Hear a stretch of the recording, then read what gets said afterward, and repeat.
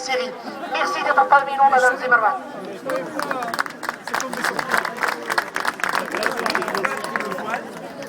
Bonjour tout le monde. En effet, je suis ici au nom des démocrates syriens, mais aussi au nom du collectif des femmes pour la démocratie.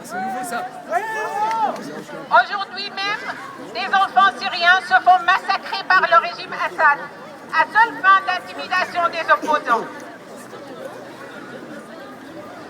Et la communauté internationale laisse faire.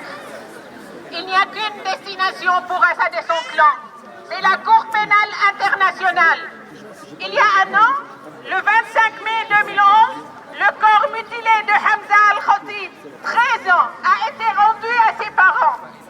Le 8 juin 2011, le corps mutilé de Thamer Al-Sharaï, 15 ans, a été rendu à ses parents.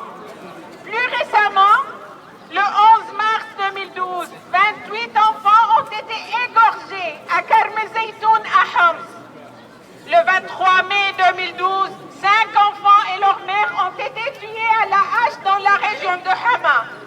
Le 25 mai 2012, 49 enfants ont été égorgés à Al-Houla à Homs. Le 6 juin 2012, 22 enfants ont été égorgés ou brûlés vifs à Kouber à Hama.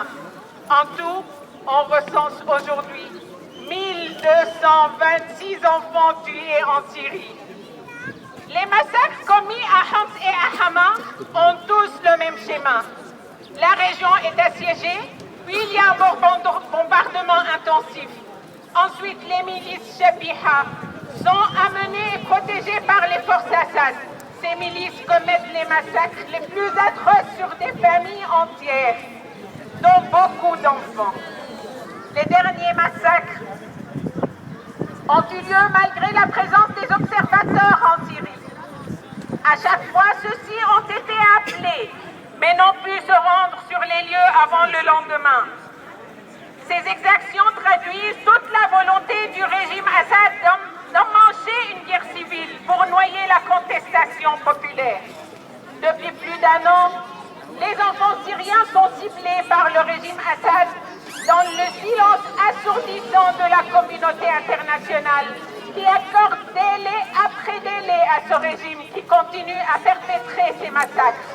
Un nouveau délai est en train d'être organisé par Kofi Annan, qui annonce la formation d'un nouveau groupe de contact qui est encore en phase de discussion et d'analyse, alors que la mission des observateurs est déjà un échec.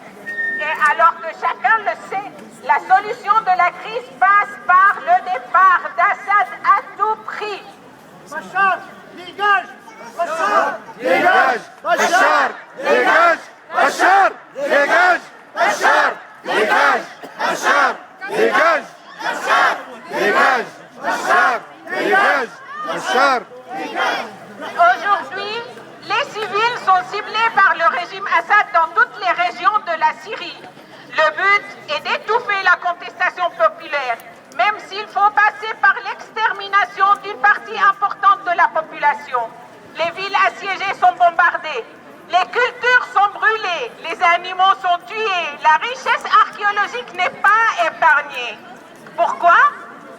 Assad et sa clique l'ont annoncé dès le début. Soit Assad reste, soit on brûle le pays tout entier.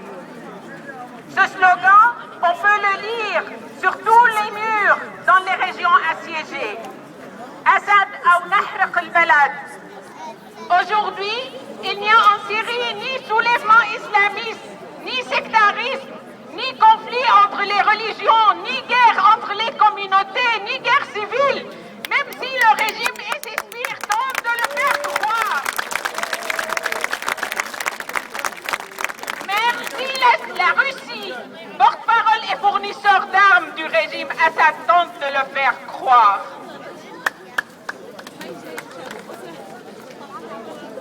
Même si la désinformation occidentale tente systématiquement de le présenter sous ses dents, même si l'ONU veut dissimuler son impuissance derrière une guerre civile, c'est faux. Ce qu'il y a, c'est l'agression sous prétexte de maintien de l'ordre du clan mafieux Assad sur la population civile qui, enfin, mais pas encore assez, se défend.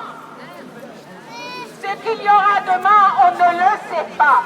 Mais plus on attendra pour apporter un soutien ferme au peuple syrien, plus le risque d'une guerre civile ou d'une extension du conflit grandira. La responsabilité du sang syrien qui coule incombe au régime Assad. La responsabilité de laisser ce crime se poursuivre incombe au monde entier et à l'humanité toute entière.